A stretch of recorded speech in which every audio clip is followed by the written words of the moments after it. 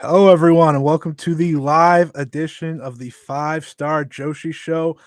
I am your host, Scott Edwards, and with me is Parker, as always. And this is a very special episode, Parker. I'm really excited. Oh, I can't wait. It's 5 star season, 5 star Grand Prix. It's going to be the biggest Joshi tournament in probably the 21st century so far. Just 1 second. I hear myself through the headset, and I hear yourself twice. Do oh, you hear that's that? odd. I think that's something on your end. No, I hear nothing.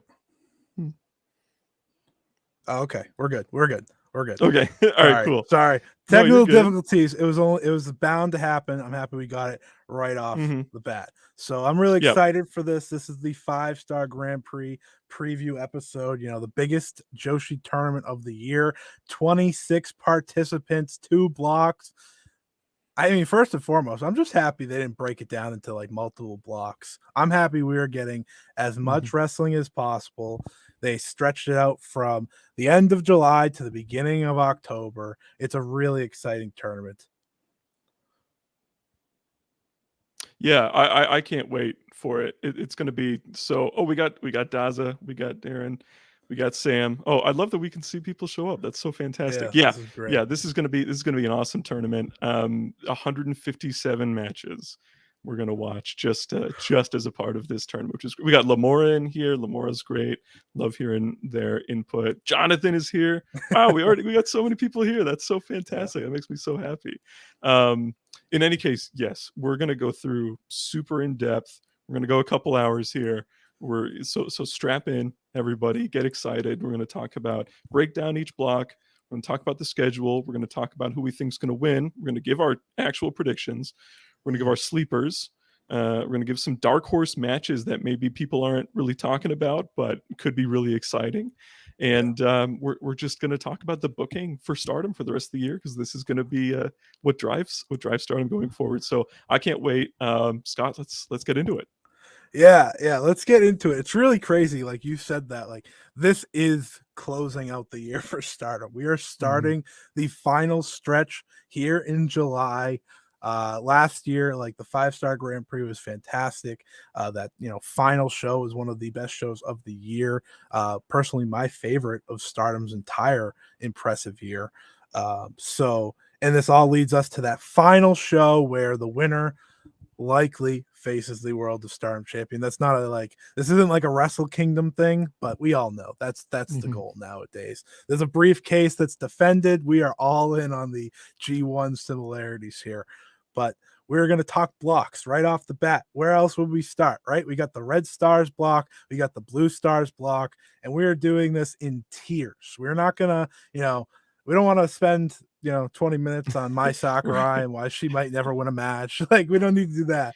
We're gonna rank them. Here's your 5 Star Grand Prix blocks for this tournament. Just an absolute stacked field. And before I even get started in talking about where we think these people end up, Parker, who are you most excited to see just jump into this tournament? To me, it's Suzu Suzuki and Risa Serra, and to a lesser extent, Saki. The Mhm. freelancers are just people we haven't seen in an environment like this. Obviously, I've seen Risa Serra and Suzu against every permutation of ice ribbon wrestler out there. Tons of freelance stuff that they've done all year.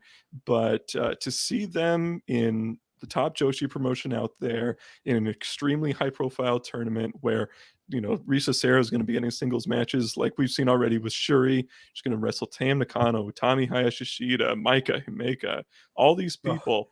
And then on the other side, we've got Suzu, for newly crowned Wave, Regina de Wave champion, yeah. Suzu Suzuki, and she's going to wrestle Mayu. We're going to get the Julia match. She's going to wrestle Saya Kamatani and Starlight Kid and Momo Watanabe and Hazuki and Natsupoi and all these people. And so, this is like when you're thinking of Joshi freelancers and Joshi independent wrestlers, and you're just Yeah, sort of laying out all the dream matches because you want to see them get the highest profile platform possible to for sure.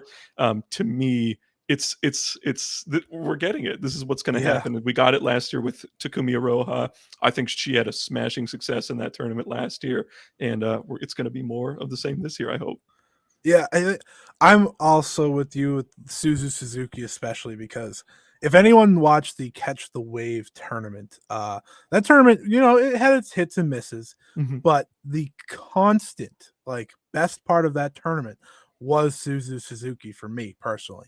And now, no offense to those who she wrestled, but she is going to go against like 5 or 6 or 7 or 8 talents at least that are just, in that upper echelon of Joshi, of professional wrestling. And Suzu Suzuki's going to bring it to all of them, and they're going to bring it to her. There's so many first time matches here that we couldn't have dreamt of a year ago, right? Like a year ago, Mhm. Suzu Suzuki was doing her death match stuff in Ice Ribbon.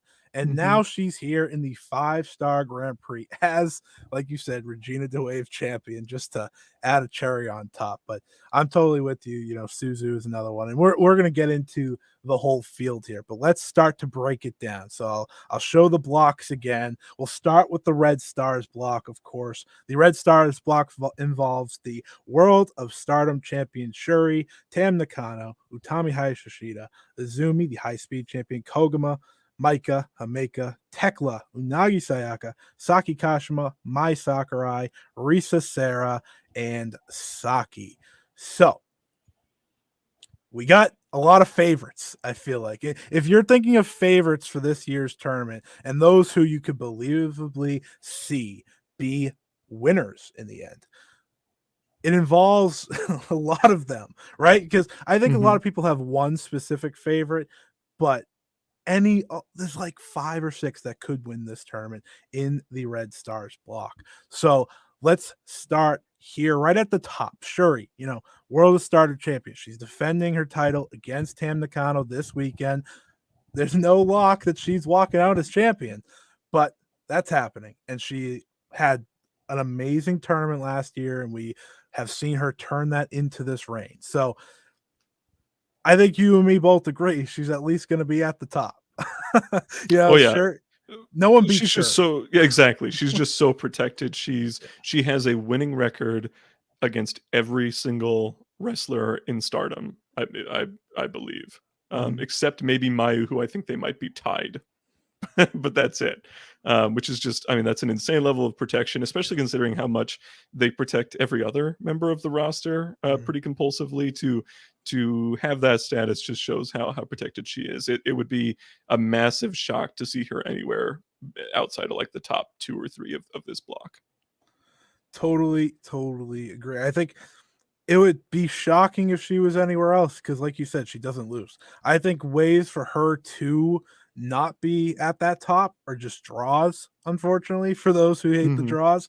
But, like, that's how they're going to keep her down because she's not going to lose a lot. Now, her usual spoiler of the year is Azumi, who she faces on night one. So we could kick that right off. That is a constant. She has lost to her back-to-back years in her first 2 tournaments. And I'm not going to say that it's definitely going to happen again, but they're playing to that night one, potentially in the main event, which is really cool. Yeah, she is that top tier. I don't see her winning because one, world champions don't really win these tournaments, but also back to back when there's never been a 2-time winner in Stardom's 5 Star Grand Prix history. I doubt it, but also agree on the top. We move on now to Tam Nakano. Tam Nakano went into it last year as Wonder of Stardom champion. This year, she could be going into it as World of Stardom champion. That remains to be seen. I wouldn't be shocked if she did. Where does she end up for you? Because I've had a battle with this personally as someone that thought, you know, she would make a lot of sense in that final as a big match, but now she's having a title match. So I'm like, I'm going back and forth of where I think she's still top tier, but how top, right? Because it would Hmm. have made sense if she was possibly in that final. Yeah, not to get ahead of ourselves, but my top tier for this block is Shuri, Tam, Risa Serra, and Utami Hayashishita. Mhm. I think those are the real contenders in this Yeah. block. But I do have, I think, Tam at the bottom. of that tier. She still is a much more likely contender than the entire rest of the block, but because she's getting this title match, to me it makes it pretty unlikely, especially when you have, I mean, that monster top three of Utami, Shuri, and Risa Sera is so difficult to move past, considering how protected those three are. So yeah, and I love the comment we just got from Samuel here saying that set up like one of the old G1s that made him a pro fan. I completely agree. You look at like those 2017, 2018 G1s, sort of the first one, maybe 2016 you could throw in there too, that it felt like the blocks were stacked from top to bottom, and there was just incredible, compelling matches night in and night out. And I feel the exact same way about this. Talking about the Blue Stars block earlier, I think I pointed this out on the last pod, but every single night, if you did a full slate of matches from that block, you would have a singles match between one of either Julia, Mayu, Talsaya, Momo, Starlight Kid, Suzu, or Suzuki, and most nights you'd have at least two, which is just a preposterous level of talent. So, and we get to see all those matches. So yeah, I completely agree. But Tam, probably bottom of that top tier though. Yeah, it's crazy because she was probably at the top for me before the title match happened. And the funny thing about this is, right, the participants came out in May, right? We still haven't started the tournament, but they coming back out in May. We got the blocks about a month ago, and now it's been cooking, trying to figure out who makes sense where here. And I think that top four that you named, I am willing to add someone else to it, but we'll get that in a few minutes. But the main person I want to talk about here in the Red Stars block is the one who has been, kind of on a vacation. We've talked about it on the 5-star multiple times, but Utami Hayashida has done nothing this year, right? She has done nothing. She had, one of the best World of Stardom title reigns ever. Potentially, just one of the best. Held it for a year, and this year I think her pay-per-view record is now 1-8-1. 1-8-1, 1 win, 8 losses, and a draw in there. And how many times did she actually get pinned in those? I think like once. So yeah, once, that's worth exactly noting. once. Yeah. But that's the crazy part, is that she has been so quiet, and you and me have kind of been teasing like, okay, this is the time. This is the time that Utami goes from, okay, she's the leader now. She can take a back seat while Saya and Izumi really take over for Queen's Quest. But it's time. I think she is as much of a favorite as anyone because of how quiet it's been.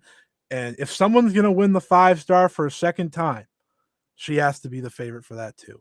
So I think she is finishing either 1 or 2 in this block. Yep, she's at the top for me. She's my pick to win this block. It's going to. I mean, I love that she has she's wrestled most of the people in this block before. I mean, the blocks are actually pretty similar to last year, but most of those matches haven't happened this year. So it's fresher. She's a year later. You're completely right when you bring up that she hasn't done really anything in 2022. We never even really got the conclusion to that Momo Watanabe feud. That we've never blown off that singles match yet. So hopefully that's still in the books somewhere. But you just look at who in this tournament makes sense, would be exciting, kind of fresh, or in this block, I should say, right. Exciting, kind of fresh to put in to the finals at the very least, and just who you rely on as much as anybody to be a workhorse in a massive tournament like this. And considering the 5-star final has essentially become a top 3 match every year in terms of a prestige for Stardom, I think she makes perfect sense because she just hasn't been put in that position yet in 2022. Yeah, for sure. The reason I say 1 or 2 is we'll get to it later when we talk finalists. Because she, to me, if most people are picking Julia as their favorite, like, which, you know, you just check Twitter to see that, Mhm. then Utami has to be number 2. I don't really Yeah. have it. I think they have to be the 1A, 1B of this tournament. Let's now talk the rest of the block, because there are obviously a lot of spoilers in this, because you have the high speed wrestlers, Azumi Koguma, and then you have the spoiler, Saki Kashima. You have the 2 outsiders we were talking about, Risa Sera and Saki. Then you have Inagi Sayaka, who, you know, we've seen fall down the card a little bit. Tekla also could be a spoiler for a lot of people. So it is an interesting block. And, you know, instead of just, you know, we don't want to focus on each person in depth like we did those top couple. But between the next batch of, you know, mid carders, so Azumi, Koguma, Maika, Hameka, Tekla, and Unagi Sayaka, um, who do you think out of that grouping can make it into that top conversation? Now, we have it set in tiers, but who do you think, if there's someone to sneak through, it will be in the end? Yeah, I would have to say Himeka, just Mm, because of she is protected really heavily, yeah, considering how she's not really a top wrestler in terms of like kayfabe strength or whatever, and yet right, she right. is really heavily protected, even more so than her stablemate Micah, who maybe in DDM hierarchy she's lower than Micah, but I think overall she is stronger in terms of that, Yeah, and of course Himeka in her pretty much first couple months with the company, she was a 5-star finalist yeah, in 2020, which feels like forever ago at this point. But she made it to the finals of the 5-star in that year, so she has that pedigree going in of somebody who you need to take seriously in this tournament. And I think just because of that, she just seems stronger hmm, in terms of her booking than everybody else. I wouldn't say she's like necessarily a better wrestler than anybody else in right. that mid tier. Just to be clear, my mid tier, I have 3 tiers for this block, was Himeka, Maika, Saki, Koguma, Azumi, and Tekla. And that was kind of who I kept in that mid tier. So I think out of all those, Himeka would be my choice. Yeah, I'm going on the other side of the DDM duo. I'm going to go with Micah. You know, she is someone that I think it's very clear Stardom believes in. Stardom knows how great she is as a wrestler. She has stepped up into big main events multiple times. I think she's now main evented 3 or 4 pay-per-views, including the 5-star last year, which that's a big role, right? That's not Mhm. just something anyone does. That's what a world champion does, a Wonder of Stardom champion does, especially this year as they do the multiple, they do the multiple pay-per-views that don't necessarily involve the world championship being defended. So the reason I think Mike is because it kind of feels like it's time to heat up like that. I know she does those like big eliminations and those elimination tags like nobody's business, and we love that. But there's a reason she does those. It's because they see her as someone that can get those wins at any time. And she was such a great part of last year's tournament without really being in contention.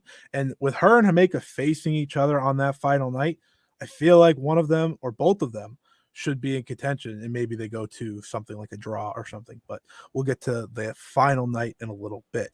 But we talked about we've talked about the middle a little bit here. Saki, Risa Sera, and you and me both believe that Risa Sera is going to have a very good protection. She's going to get a lot of big wins. She's probably going to beat one of those top 3, at least Mhm. one. She's Oh yeah. facing Shuri on the last night for a reason. Wink, wink, nudge, nudge. That's like one of those wins that you can give Risa Sera, and you don't have to go back to a title match too. So that's kind of what I'm thinking here. Is we talked about them, but let's talk about that bottom group, because there's always going to be a bottom group to these blocks. You can't always have just every single hitter. People got to lose, or you're just going to get a lot of draws, because that's just the way it goes. And Stardom, I'll admit, is really good with not having too many draws in their big tournaments, but we got to talk about them. Mai Sakurai, Saki Kashima, and probably looking at this block, it's probably Unagi, which this time last year, people were like, oh, she'll do good, not too good, but she is someone that has fallen down the blocks, and she's gonna have to be part of that lower half now. Yeah, we were talking a little bit before the show. This block, even though I think the perception is that the Blue Stars block is maybe a little bit more full in terms of um, just in terms of like exciting talent and great, fresh matchups. With that being said, if you just look at like the pure how these wrestlers are protected in Stardom, Red Stars block is just insanely competitive to the point where I always do these points breakdowns when I'm making my predictions. Mhm. Somebody from Koguma or Azumi or Tekla and of course Unagi, somebody in there and probably multiple in there are going to have a losing record in this tournament, which is very surprising. It's just because Stardom protects their wrestlers so much outside of this context. And so yeah, when we were talking about Natsupoi's turn last week and her joining Cosmic Angels and how that means that uh, we've seen a bit of a de-elevation of Unagi Sayaka this year, which makes perfect sense to me. I think that matches her talent, and I think we may see evidence of that in this tournament. She pretty much outperformed everybody's expectations last year in terms of Mhm. her wins and losses. She beat Tam Nakano just clean, which nobody expected. So this year we may see a bit of a flip in the opposite direction. It's so competitive that, in fact, I have. How's it going, Jordan? That it's so competitive, in fact, that I have Unagi going 3-9 in this tournament. Which, and I understand that she's decently protected, so to have Yeah. 9 losses in a couple months span is crazy. But that's just how ridiculous this block is in terms of at least looking at how they're protected. It's pretty remarkable. Yeah, it just thinking about, this time, not this time last year, but at the end of the year, Unagi Sayaka went from, she rose up the card through the 5 star. She got not one, but two Wonder of Stardom championship matches within like a 4 month span, because Mhm. she had the one to start off Saya's reign. She had the one against Tam after beating Tam. And it is interesting because now that you have Natsupoi in that group, now that you have Colors part of that group, Unagi is down the she's down in the leadership roles. Like, she's not their number 2 anymore. She's not the number 3 when Saki's around. She's number 4 at best right now. She's still higher than Mina. We're not even going to talk about Waka. Like, it's not a conversation. But I am with you in that she has to be part of that lower tier because there's just not enough points to go around. I'm sure she'll get a draw too, maybe against a bigger name, Mhm. not like one of the big names, maybe like a Micah or someone. But she has to be in that bottom tier of the block. I will go through a few comments here as they started pouring in while we were talking about certain people. I don't want them to be missed, but Jonathan, talking about Suzu, and it sounds like based off what Prominence said today, she's good to go. They said that she will be doing all her dates moving forward. So sounds like hopefully missing the Drew Parker match was a precaution. Mhm. Understandable. Death match may not be the best thing to do at the time, especially with Drew Parker. I showed this one earlier, and I totally agree. Like, we got to give Saki respect here. She's, a leader of a group that's out there, and it makes sense. This one's good. Thoughts on this, Parker? Does Saki Kashima, because Saki Kashima doesn't have her automatic win against Mayu Iwatani this year, That's right. so That's right. she's gonna have to roll up one of those top names. Oh, It's she will. just I mean, she will. yeah, I think it's tough. I bet she knocks off Tam in this tournament. I bet yeah, she takes her down and has her lose one there. Saki's so tough because yeah. she is the only wrestler in this tournament who can feasibly win and lose on every single given night. Which Every is match. crazy. Yeah, every single match. Yeah, It is completely possible that she beats Shuri. Like, with that being said, I don't when she's champion, I don't yeah. really see that happening. If So Tam's yeah. champion, I do agree. You flip that. You flip it Mhm. from Tam Yes, to Shuri. But absolutely. both of us are assuming Shuri's still champion. This was back to the Utami conversation, and, and it's right.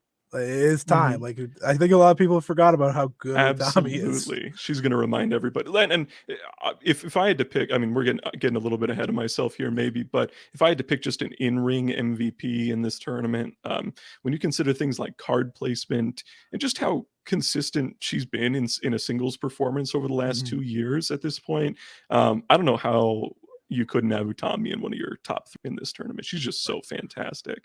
So sure. very much looking forward to that. And then we got Laura making a good point. It was, I'm sure it was to rest. She went through a lot last year.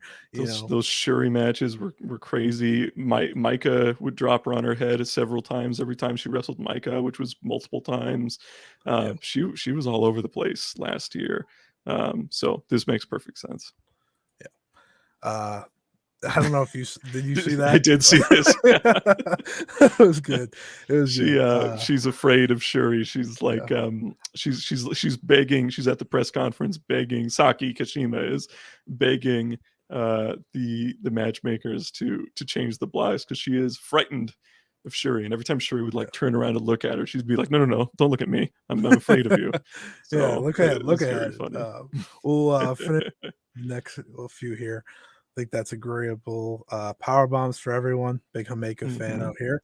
And then I agree. I made my point here. I think we're in agreement. She's had a quiet year as well, comparably. I mean, she had that title match, but she's had a quiet year otherwise. And I think it's funny because a lot of the main stars from last year, not named Shuri, have had quiet years. So that's kind of why I think this is so interesting. This is where you heat up. Micah's tournament last year was what elevated her into being one of my favorites in Stardom right now. She was, I thought, we were looking, we did a review, you and I, after the first 2 nights, that double pay-per-view, and I was like, Micah was the MVP combining the 2 nights. She just killed it against Utami and then Shuri on those two nights. She was so awesome, and I was like, wow, yeah, she's really made it. So yeah, absolutely looking forward to that too. And then this is a good point that I want to touch on right quick before we head to the Blue Stars block. Unagi, as we know, Dave Meltzer reported that Unagi was slated for that final 4 of the Cinderella, and it switched into Natsupoi. And it just kind of, furthers that idea now that Natsupoi is number 2 in Cosmic Angels, and, Unagi is not. But as Parker, steps away real quick, let's get to the big block. This is the block for a lot of people. It's hard to disagree. The Blue Stars block is as talented a block as we have seen. Mayu Iwatani, Julia, Wonder of Stardom champion Saya Kamitani, Starlight Kid, Momo Watanabe, Hazuki, Saya Ida, Natsupoi, Mina Shirakawa, Hanan, Mirai, Ami Sarai, and Suzu Suzuki. So there's a lot of talent there. And we talked about it in the Red Stars block, right, Parker? There needs to be people that lose. There needs to be people that lose out of all this. Yeah. And it's hard to figure them out. And I guess one way that I'm looking at it as we try to predict this is who has had title matches as of late? Because that can give an idea, right? Starlight Kid, Momo, they both just were in those title matches. But you have Julia. Mayu Iwatani's never gonna, fall down the top half. That's just what Mayu Iwatani is. And then you have Hazuki, who's, just an option. Her return to the 5 stars, so exciting. Parker's favorite, Saya Ida, of course. So we got to give respect to Ida. Natsupoi is an interesting one because we've seen her, kind of celebrate a push a little bit as of late. Mina Shirakawa, we'll get to that. Hanan, Mirai, Cinderella winner, of course. Her and Ami Sarai don't lose. Me and Parker went in on that one recently. And Suzu Suzuki, of course. So let's get to this block here. Start off at the very top. Mayu Iwatani. Mayu Iwatani is the ace, the icon. She has been everything for this company. She is the SWA world champion, but you wouldn't know that because she don't really defend it as you expect. And she hasn't really done much on pay-per-views. So are we seeing them rest her for what could be a phenomenal tournament, which I'm sure it will be for her, could she be in contention come that final night? It feels like it's almost a guarantee that she is. Yeah, she's absolutely going to be in contention on that final night for sure. She, yeah, she's just, I mean, she's still their top star. It's as simple as that. Um, she is, I mean, she has never ever lose. She's probably the second most protected wrestler in the company out of after Shuri right now, and she's just fantastic. Like she hasn't had a ton of opportunities to show it this year. The SWA championship almost stops her from being able to do stuff like that. She's been put in a lot of tags too, on pay-per-views instead of big singles matches. So, and the other thing was like, is if you have a world title match, unless they have a specific plan for you later, you pretty much inherently get cooled off for a little bit after that. So that happened to Julia, that happened to Mayu, those back-to-back nights, and so I think that's a little bit to be expected with that. Even Stars hasn't really had a major like faction feud, whereas last year it was all the faction feuds with Cosmic Angels and then Oedo Tai as well. So this is just another top star that hasn't had a super, she's a champion, and we say that makes it uneventful, but she really hasn't had a crazy year by her standards. She hasn't been in any tag title pictures or anything like that. So this is a chance for her. And you just see the rest of the talent in the block. Some of whom she's already had classics with, like Julia and like Momo and like Starlight Kid, and some of whom we haven't really seen much of, which are just like super compelling matchups, like Saya Kamitani and Suzu Suzuki, and we haven't even seen the Hazuki match much, even when Hazuki was in her first run in Stardom. So and Natsupoi too, that's a fresh one too. So lots of enticing matchups here. I mean, just super exciting to see what she's going to do, because when she's really booked to give it her all, she's still one of the best in the world. She came out like the first pay-per-view of the year with Julia on a weird match because they had to take Tam out of it, and they had this draw that was like people were saying was a match of the year contender at the time. So she'll be fine. Yeah, she will. I'm really excited to see what she does. I'm such a fan of her. It's not really a secret. If you follow me, you know how much I love Mayu.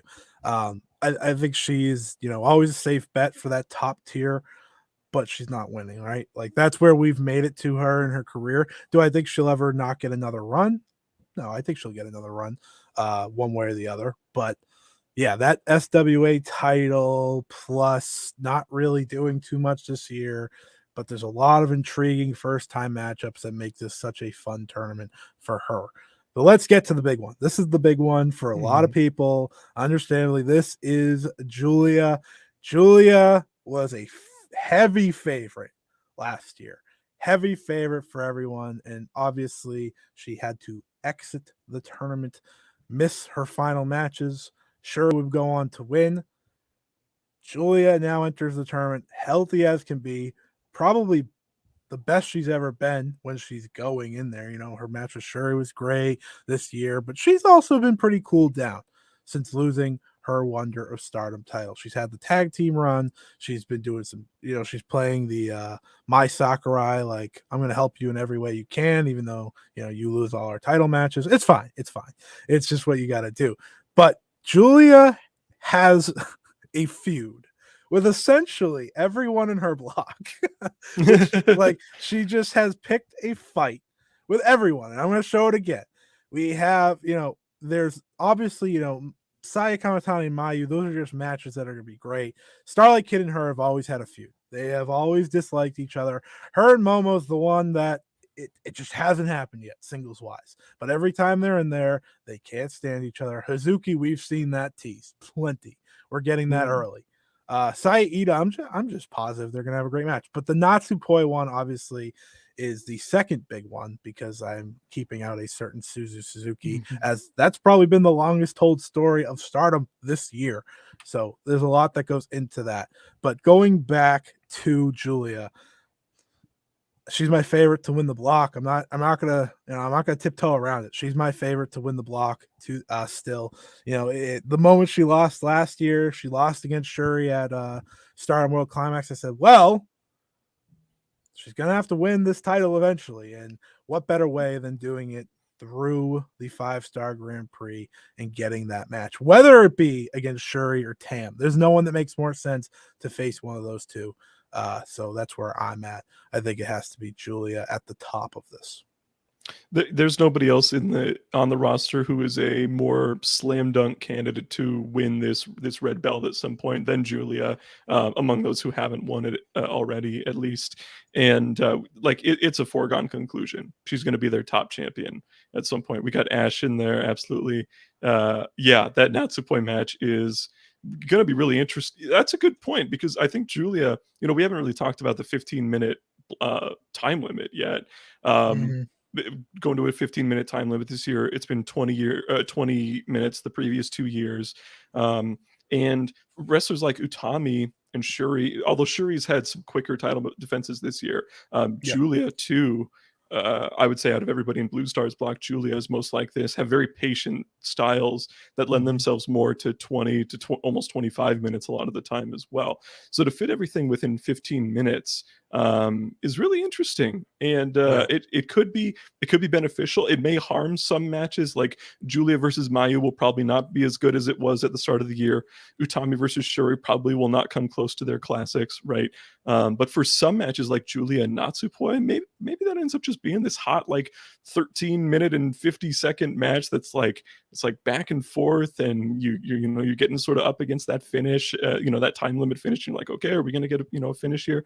So that's exciting too. So I'm intrigued by that.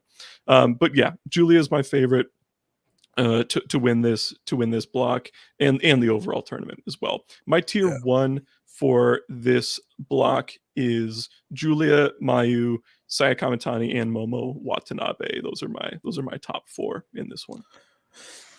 I think that's pretty fair. It's hard to deny those. Now, we look at this block. I will say, I think booking Suzu Suzuki is the most interesting part of this, especially now that she has a belt. And she has been someone that Stardom has very much presented as a serious threat, not only because she's feuding with Julia, but they just clearly like her a lot. And it seems everyone that gets to work with Suzu Suzuki likes her a lot. That's why she is a champion in Wave.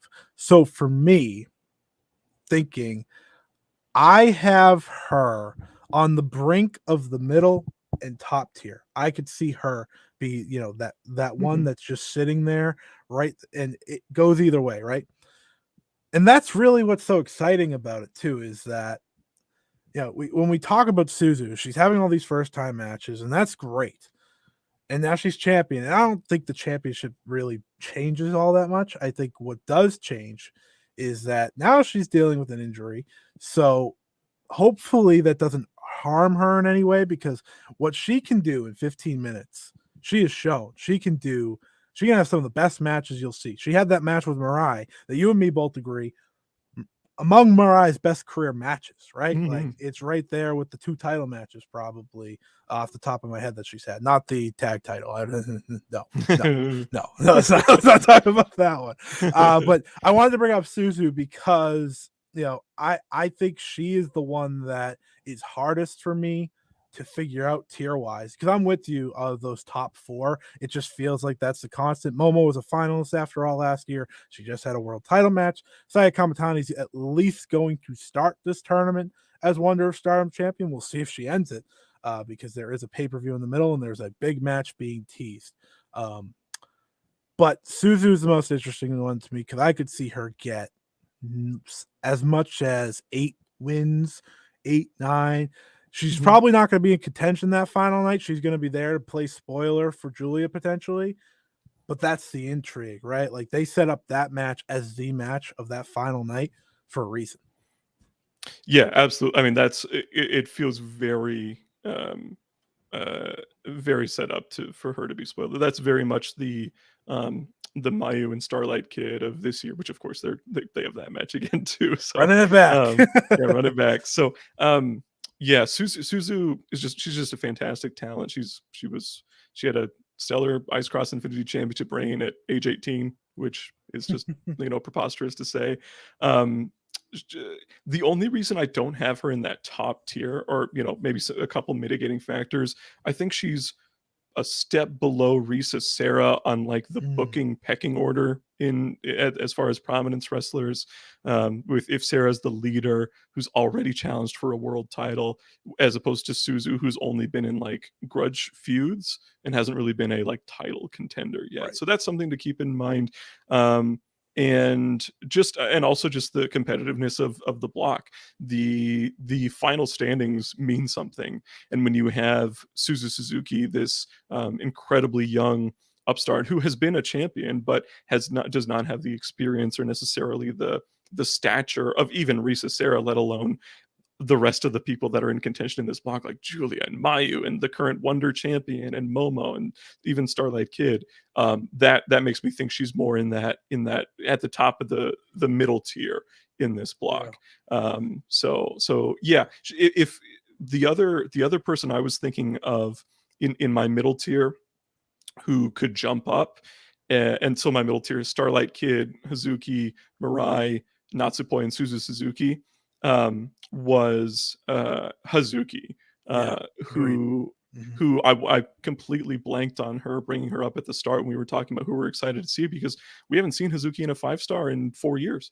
And so that's really exciting, because she came back last year. She got that world title match. Some people were like on and off about that title match. It wasn't really talked about as like a classic by most people. Oh, I love that match. Yeah, and so yeah, some people loved it. Some people thought it was just like okay. And she comes back, and now I think she's had a stellar tag title run with Koguma, and she also just works harder on the house shows than practically anybody else on the roster.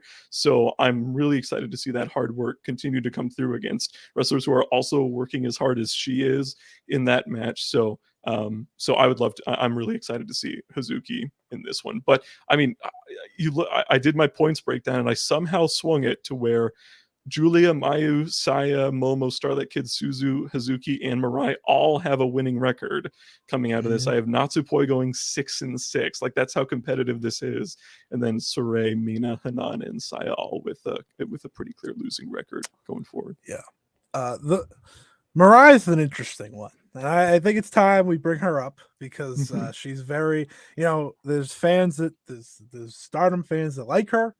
There's Stardom fans that can't stand her. And then there's the ones in the middle. Her push has been as big a push as you can get for, it's right on there with Julia's push, except she hasn't won the title, right? Mirai didn't win the belt. Exactly. But she's gotten all the title matches. She won the Cinderella. Now she's entering with a chance to, of course, follow Toni Storm as the only person to win both tournaments in the same year. I don't think that's going to be the case. I think it'd be a dangerous time as on the timelines if that did happen. But she's gonna finish strong. She's gonna end up right in the middle of this. I think, one win above 500 for those sports fans. That's probably where we're going. It's exactly where I have her. So yeah. It's a safe spot. But yeah, the way I sort of have it going is Julia and Mayu tied at 9-3, with Julia having the tiebreaker, then Saya and Momo at 8 wins, Starlight Kid, Suzu, and Hazuki at 7, and then Natsupoi going 500. Everybody else having a clear losing record after that. So it's both of these blocks just so competitive. The reason it's so difficult to formulate those point totals is just because Stardom is so compulsive about protecting their wrestlers. Block A has literally, or Block A, the Red Stars block has literally 3 wrestlers who you can actually conceive of taking a pinfall on a normal house show match, and the Blue Stars block has like 3.5 if you say that Ami Sourei will probably actually start taking losses here, even though she probably wouldn't lose on a house show right now. And that means that every single night you're having multiple matchups between people who would not normally lose on a Stardom show, which is a huge deal. So I hope they limit the amount of draws that they do. That could feel like a little bit of a cop out. But luckily they did limit that last year. The 15-minute thing kind of worries me about that, but yeah, we'll see. 156 matches. I think 15 or so draws, I think, is a fair number to figure into there, which isn't that many when you think about it, but it will be a lot of the top matchups. But yeah, let's talk about the bottom of the block real quick, as you were bringing up with Ami Sourei, Hanan, Saida, of course. No, sorry, Parker. Out of those two, because I think Ami Sourei gets some wins, who do you think goes winless? Saida or Hana? It's funny because there is literally a show in this lineup where it's just these two facing off. That is it, 5-star wise. So there could be a real chance they're going into that 0-0, like no winless, and that could be the one. That was my tough one because I mean, even quietly, like Hanan is super protected. Like Hanan never loses. I mean, I think when they face off, Hanan will win that match. She seems to be, for whatever reason, higher up on the pecking order than Ida in stars right now. So that's part of that. However, I actually don't see anybody in this block going winless. I think Ida, Ida before she got injured, she had like a Cork and Hall main event against Julia in a singles match. Like she's not a complete jobber or anything like that. Like not to the extent that I think in the other block Mai Sakurai is, where she rarely ever actually wins, and there are not many opportunities for Mai to get wins. I mean, she would have to beat one of probably either Unagi or Saki Kashima just to get one win in that block. So that I think the most likely person in this tournament to go winless would be Mai. Yeah, I think that's fair. It's just a fun game to play because obviously last year we had the two, but this year it's just so many top tier talents, and Hanan's someone that they fully believe in. Like, there's a reason she's considered by a lot of people the future ace of this promotion. So for me, that plus they're doing a story here with Saida, like low key. I don't know if people are catching on, but she's losing a lot. And you know, some people might think, oh, that's just her losing a lot, but we've seen them turn a story into walk. And Saida, before she got hurt, was future of Stardom champion. Like you said, she had those big matches she was cared about. So for me, it could be something bigger than just her losing. So that's an interesting thing to focus on. There's so many comments going on here, and I appreciate keep sending them in. I'm trying to like play through them all, so we'll go through a few right here. So yes, Suzu versus Julia is the final, which is final day, which is very exciting. That's a match that a lot of people are looking forward to. Could be the first of maybe 2, 3. We don't know yet, because you got to remember this one's a 15-minute match, and I remember last year Julia and Takumi Iroha were the final day, and they went to a draw. So you know you could create another match out of this if you wanted to. Money on Suzu ruining Julia's tournament. That is the idea they want to create in our heads, and I fully believe it could happen. Wasn't the rumor planned last year that Julia was supposed to win the? I don't know if it was rumored. I think everyone just thought so.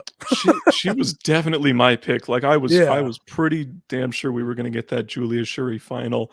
But considering how far they've run with Shuri, that makes me think. And they had the chance to have Julia beat her. That makes me think that Shuri winning was the original plan. Yeah, me too. Yeah. Dylan asked you about Momo over Shuri and Suzu. I agree. Suzu is going to go crazy, and I think that's the fun part about predicting these blocks is like I have no idea at the end of the day. Like this is just start throws. There's just so many matches where you have absolutely no idea what the finish is going to be, especially early on in the tournament. Later on, it starts to get a little bit more predictable when the point standings start to materialize. But early on, I don't know. It's impossible to tell all these matches. Important question: has a freelancer won something important in Stardom? Not past couple years. Yeah, not since the pandemic. But before, yeah, they probably had Sari was intended to beat Mayu at one point, and then she was replaced by Aroha, who ended up beating her.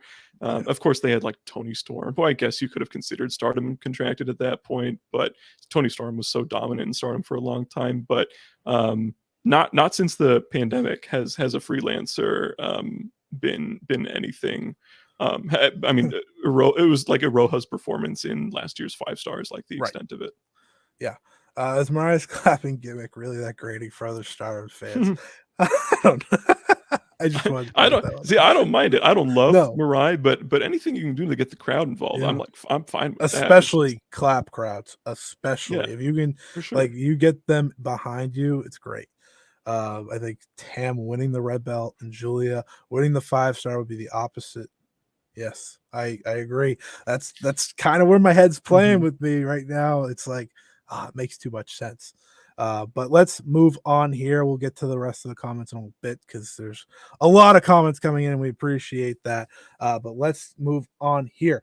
Let's talk sleeper matches because, we've kind of highlighted the big matches already, talking about these, Julia versus Suzu on that final day. I think everyone in their mother knows that that's a big match. Like that is a big one. That is the most highly anticipated match maybe of the tournament. We also have the rematch, Shuri versus Utami on day 2. People aren't talking about that enough, but that is happening. I'm a little shocked they didn't do it day 1, but it is what it is. It's fine. We're still getting it, and we're still getting it in a live capacity. We're not gonna have to wait a couple days for it. But Parker, let's go back and forth here. You name one of your sleeper matches out of this just loaded lineup. I think a lot of people have said that.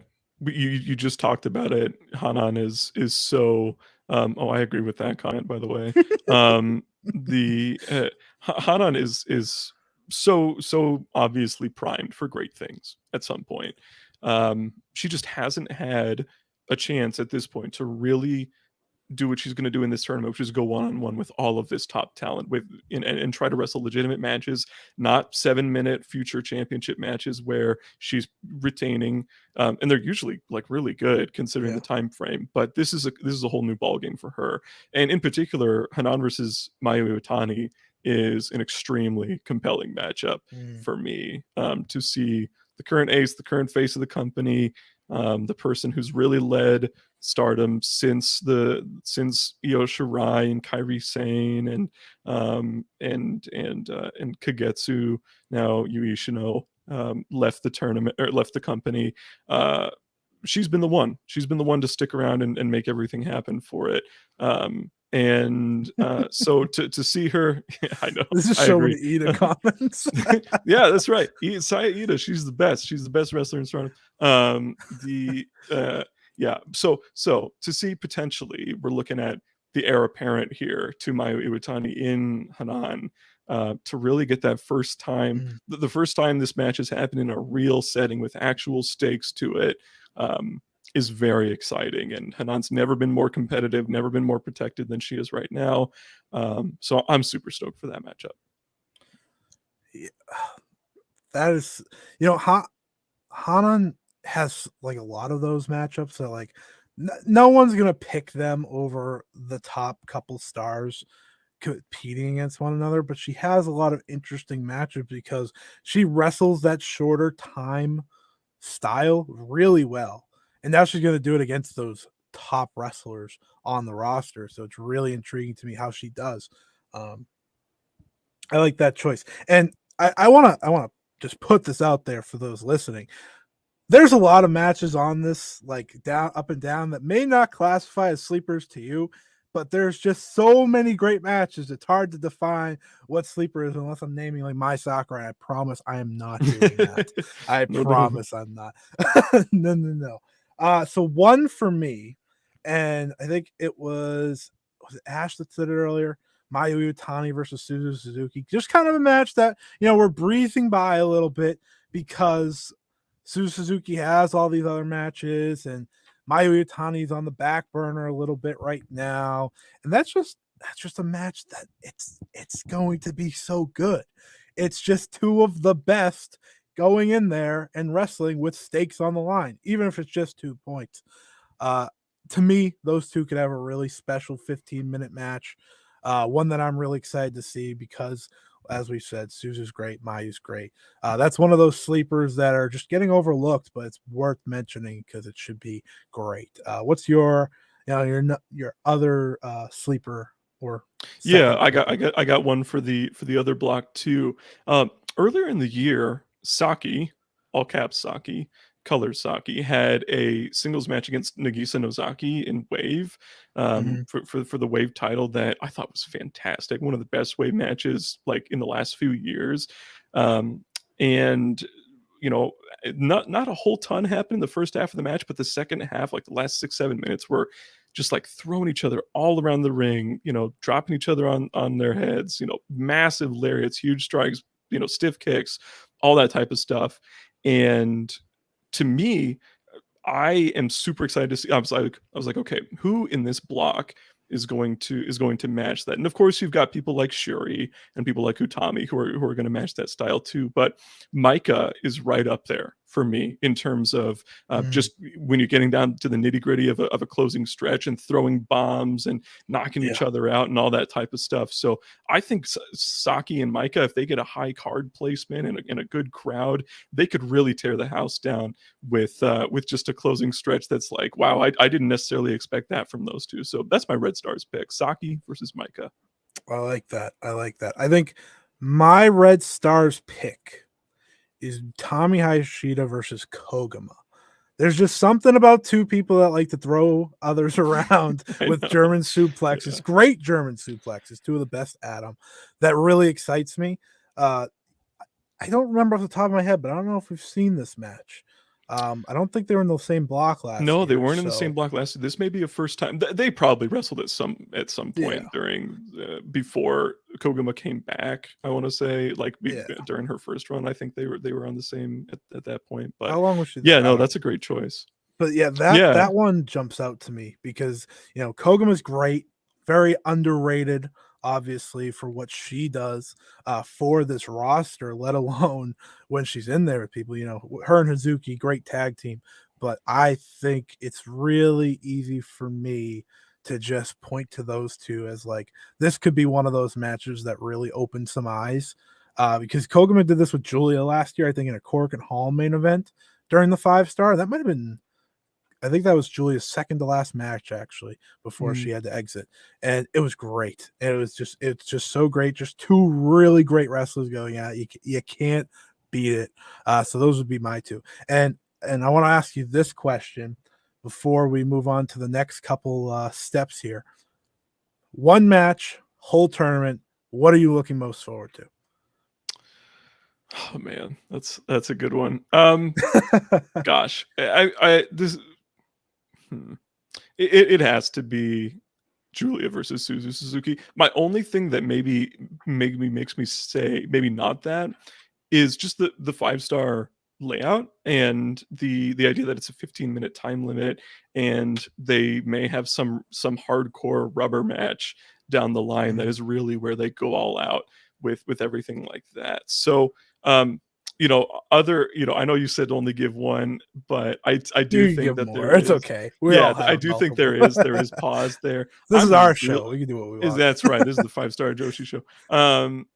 I really am interested in seeing what Utami and Shuri do in the 15-minute time limit. Like you just said it, Mhm. like nobody's talking about the fact that we're getting a rematch with the most well-known Stardom match in history on night one of the tournament. And so seeing those two in a completely different setting, I mean, they could have like one of the better sub 15-minute matches, or maybe exactly 15 minutes matches like we've seen ever in not in Joshi. Um, just because of how talented they are and how much insane chemistry they have. So that would be my other pick. But I mean, there's such a great story behind Julia and Suzu Suzuki. They've been going back and forth. They have that remarkable deep ice ribbon connection Mhm. that goes back years and years. So I think it's got to be that one for me. Yeah, yeah. I would love to just pick the automatic one because as a fan, that is what I'm really looking forward to. But there was a match that got taken away from me last year, and that was Julia versus Momo Watanabe on the final night. It's, I believe, the second or third last match for both of them. So very important. I think it's at a Corkin Hall, should main event the show. Mm-hmm.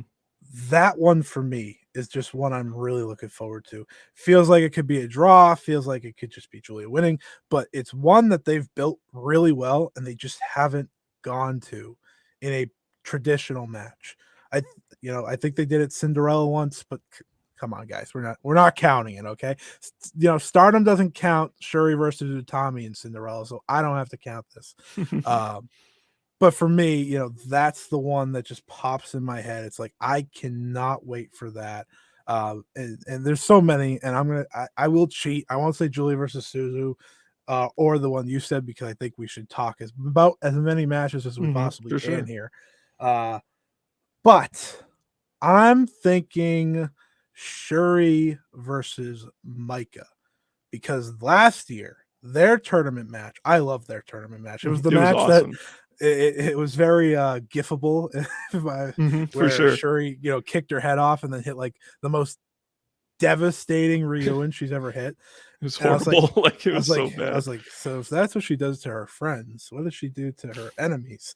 But that's one of them that just comes to mind. I think that's early on in the tournament as well. I don't really know because I don't have the calendar in front of me. But nonetheless, really exciting matches. And we can name probably 5, 6, 7 more. One more before we close it out. This is a match that happened last year, but I think the circumstances around it are completely different, and that would be Utami versus Tam. Last year they were the champions throughout this tournament. They were Wonder Champion and World Champion respectively, and so this year, without having a championship at stake and without that, really sort of, you just always have that odd, how's the booking going to be here? They probably won't have the Wonder Champion beat the World Champion, all that type of stuff. With that completely off the table, and they're just two title-less wrestlers coming into this now, two fantastic title-less wrestlers. This could really be the Utami Tam match that we've been looking for. Yeah.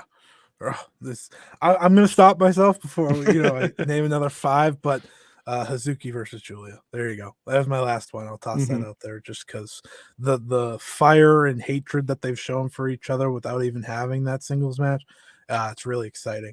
But let's move on here because we still got a few topics to go over, and we're an hour in now, which is really cool. Thank you for everyone that's still listening, still jumping in the comments. Very much appreciated.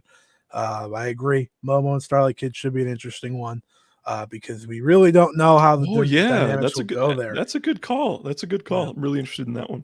Yeah, hopefully you would think it doesn't go all Oedo Tai stuff because they usually stay away from that. Azumi versus Tekla rematch. We saw that one. That could be a chance for Tekla to come back. We haven't seen Tekla in forever, so it's kind of like crazy that she's just kind of hanging around because she was really heating up. But exciting to see her come back. This is another good one. Utami versus Meika rematch. I think this is the only 5-star final rematch we have in the tournament. And Hameka is both of them, not just Hameka. Both of them are so much better than that match when they had it, 2 years ago. So that should be really exciting. But let's get to it here.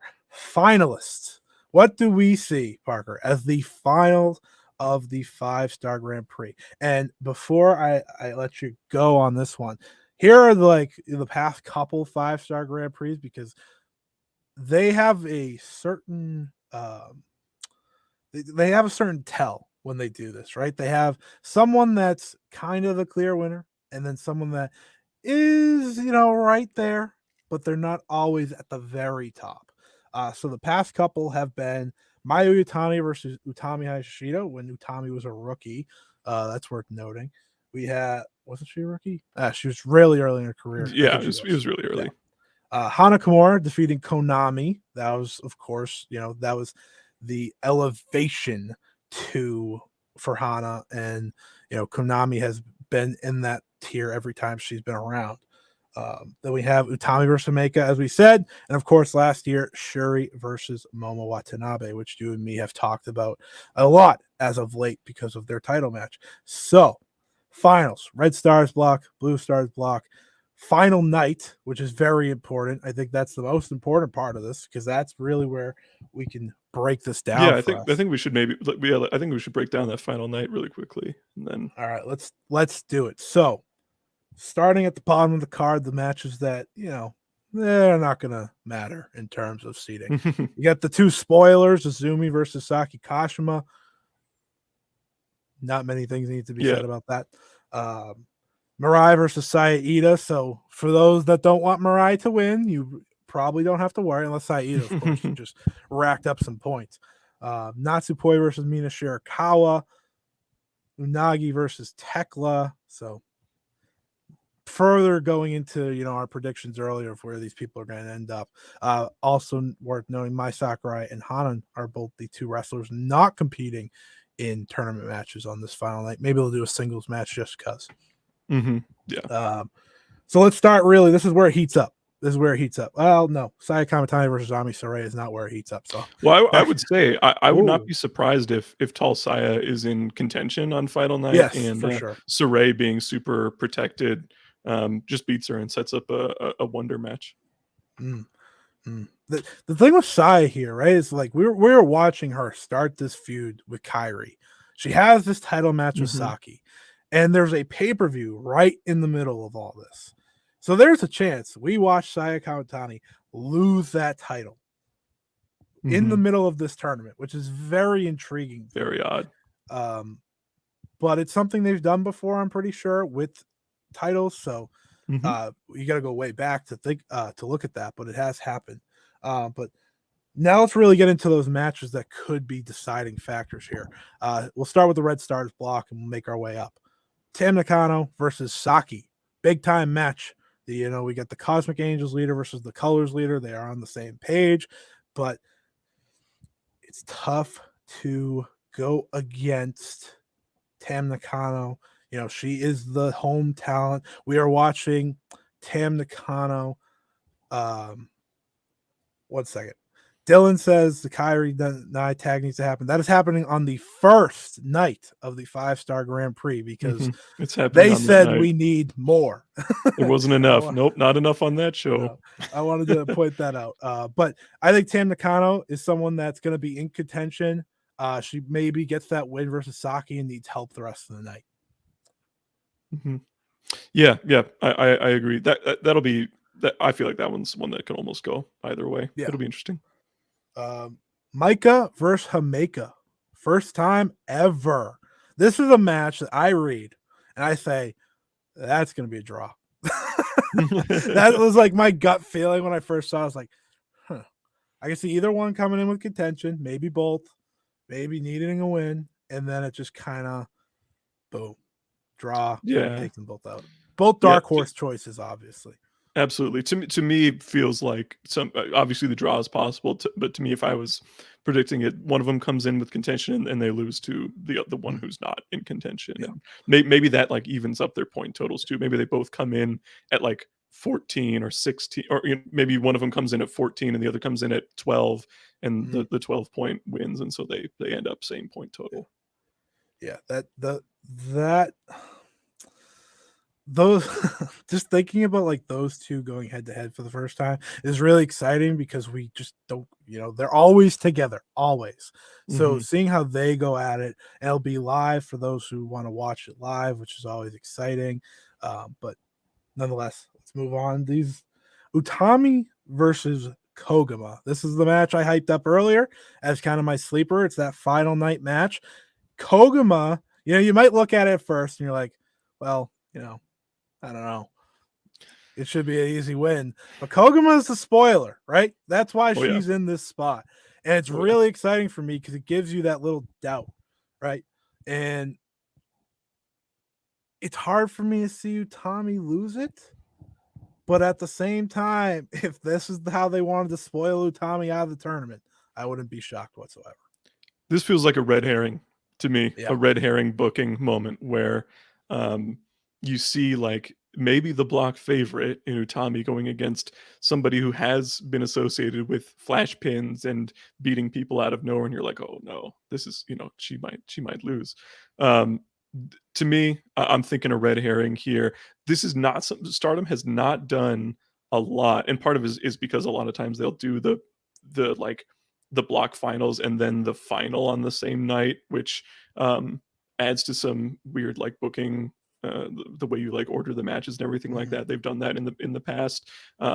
So uh, to me, what this could be is just Utami gets that win, and then maybe the main event of the show is Shuri versus Risa Sarah, which we'll get to in a moment, and Sarah wins that and knocks Shuri out or something like that, and then Utami by default moves on or something like that. It doesn't always have to end in like the super poetic, the last two block winners, the people who win the last two matches are the ones who are in the final, right? I think they could definitely do a little bit of a red herring there, where it looks like Koguma could spoil Utami here, but Utami gets the win anyway, and she walks out. She walks out as the block champion.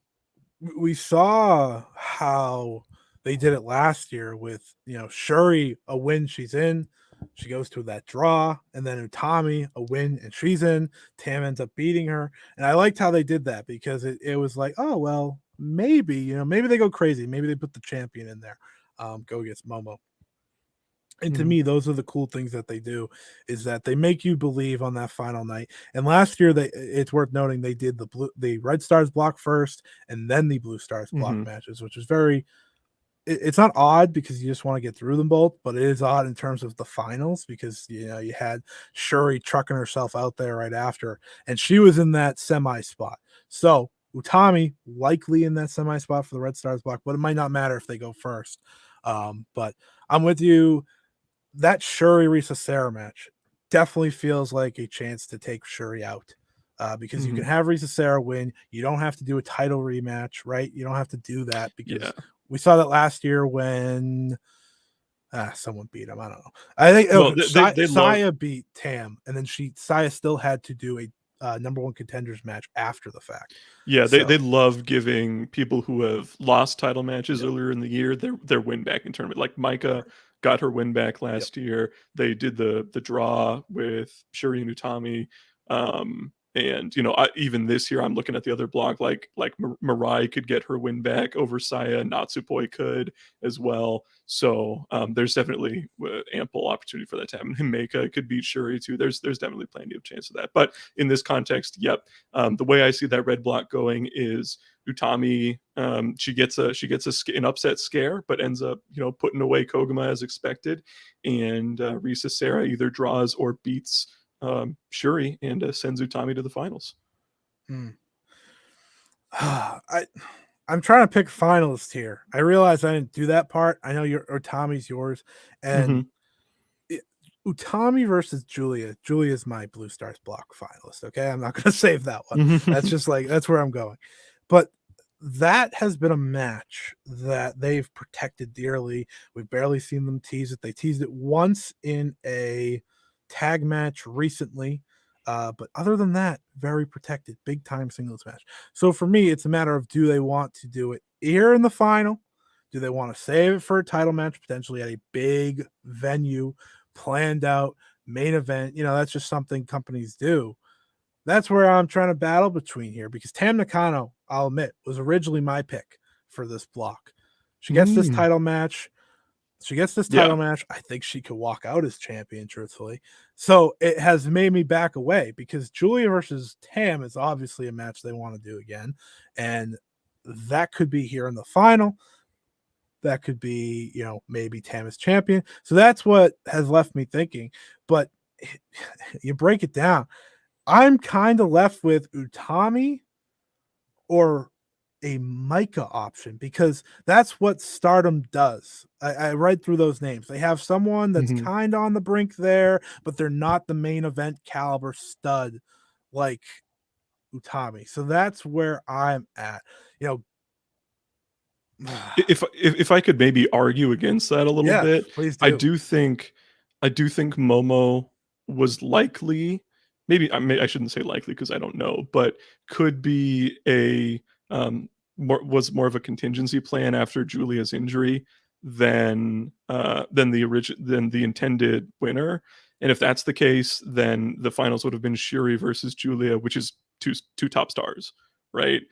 So maybe not one of those moments where they're trying to elevate somebody or put Yeah. somebody who you didn't necessarily expect or predict in that final. So that pattern could have been intended to be broken last year, but because of Julia's injury, Right. they had to change things. That's a good So point. maybe not. But I also think you're diminishing Risa Sarah's chances just a little bit.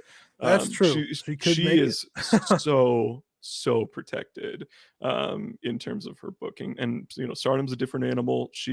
This could be different, but I mean, I would say if we're just looking at a Joshi freelancer, like she's easily as protected as like Iroha was, and Right. Iroha was easily in contention, and perhaps even more at this point. So Yeah. because it's less Iroha is part of Marvelous, which has a relationship with Stardom, and more she is Prominence, and she's the Yeah. one in charge of her own booking at this point, and Mhm. whether she wins or loses a lot of the Yeah. time. So that could Mhm. be interesting too.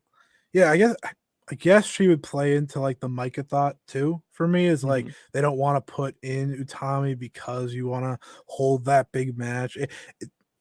I would love the big match. I think everyone would love the big Utami Julia tournament final, and there's a very good chance they do that. You have convinced me as sorts, because then you go into it and you're like, oh, either one of these two could win. I Mhm. wouldn't question if Utami won.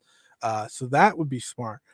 But Risa Sarah, you've kind of talked me into potentially being an option too, because the story of Julia beating both Prominence members or surviving Suzu and going Yeah, on to beat a Risa 2 night Sarah. stretch where Yeah. she beats Where Suzu Risa and Sarah then beat Risa Sarah. Shuri, Mhm. someone that Julia couldn't beat. Like, there is Mhm. plenty of story to play from, and Yeah, I think and that's the fun there's part of even this. like if they're trying to if they like have quietly agreed to sign Prominence, but they're running with Mhm. with Prominence as outsiders as like an angle at this point, Yeah, then you can do like some crazy booking with Risa Sarah for sure. winning the tournament and the title from Shuri. That would be crazy. But just something, if she's a contracted and wrestler, then it's like, oh wow, this is a big Yeah, deal. So there's a lot it can go. I definitely feel like this. It's weird because Blue Stars has just as much star power as Red Stars does, it does. and yet I do think It that feels more that surefire. yeah, exactly, Red Stars is more Yeah. difficult to predict than Blue Yeah. is. Which is great. I like Mhm. unpredictability. If you can I do have too. Mhm. unpredictability, that's great. And I think we all are on the Julia train in a lot of ways, like we were last year. But let's go through this final night of action here for the Blue Stars block, because it is very important. So, like I said earlier, Marai versus Saida, Natsupoi versus Mina Shirakawa, which is an interesting one now that they're both Cosmic Angels. Hazuki versus Momo Watanabe. That's a big match. Another big match. They Mhm. had the Stardom World Climax match, very Yeah, physical. they classic rivalry, one of the most Yeah, essential rivalries of modern Stardom. Like, they have so many awesome matches together. This is just going to be a grudge match. yeah, and I could see this be like one of those draws on the end of the night, or Hazuki gets her win back. Obviously, she lost to Momo in their singles Yeah. match at what's the name of that show? Stardom World Climax. Stardom World Climax. I definitely am predicting that Yeah, is what's going to happen here, just yeah. because it feels Play very spoiler unlikely too. that. Yeah, exactly. It feels very unlikely that Momo won't be in contention on this final Right. night. And if you're in contention and you win, you pretty much have to be in that final. And I don't know that they're doing Yeah. that. So definitely Hazuki playing spoiler for Momo here and knocking her out of contention. Looking forward to that one. Saya Kamatani versus Ami Saray. We talked about this a little bit earlier Mhm. of how it could be more important. Obviously, Ami's someone that's protected. Saya is someone that she has, she's the champion. We Mhm. don't know if she'll still be the champion at the end, but this is a decent match. It could be what makes or breaks Saya's run to the top, because she had a very strong tournament, people forget, last year, and then lost to Nagi Sayaka on the final night when she had a chance to contend. So that's worth talking about there. Ami Saray could do the same here. Yeah, just like we talked about here, if Saya's champion coming into this, I think this is a prime opportunity to have her lose to somebody brand new and just set up another title match. Yeah, for sure. And But before we go, there's a lot of comments that I'm continuously reading, going back and forth. I'm gonna save those till after this. There's a phone ringing in the background. I apologize if you can hear that. But Mayu Iwatani versus Starlight Kid, second year in a row. Obviously, the story here is Starlight Kid is trying to get to the level of Mayu Iwatani. That is the entire reason she's part of Oedo Tai. Nothing more, nothing less. She wants to get to her level, and a win, which she's never had over Mayu, would get her there. I personally think we push it off again. I think Mayu could be coming into the night as a contender. Switching the roles from last year where Kid was a win away and Mayu took her out. I think Mayu could come in as a contender needing a win. Maybe this is the draw of the night, because there's going to be a draw on this final night, people. It's just going to happen. And maybe this is how you just continue that story, right? Of Mayu and Kid, like, oh, I couldn't beat you, but you couldn't beat me this time. And that's a good way to tell that story. Yeah, we're on the same page here. That was immediately my thought too, as Kid gets a step closer, but still not able to put Mayu away. I maintain that a pay-per-view main event Mayu versus Kid match, especially one that's like maybe title versus mask or something like that, is something that could main event Budokan or Sumo Hall or something like that. So they should, they should milk this story for all it's worth, because it's just so great and so simple that they can easily make that happen. But yeah, a year ago it was Kid it was Mayu actually playing spoiler for Starlight Kid, right?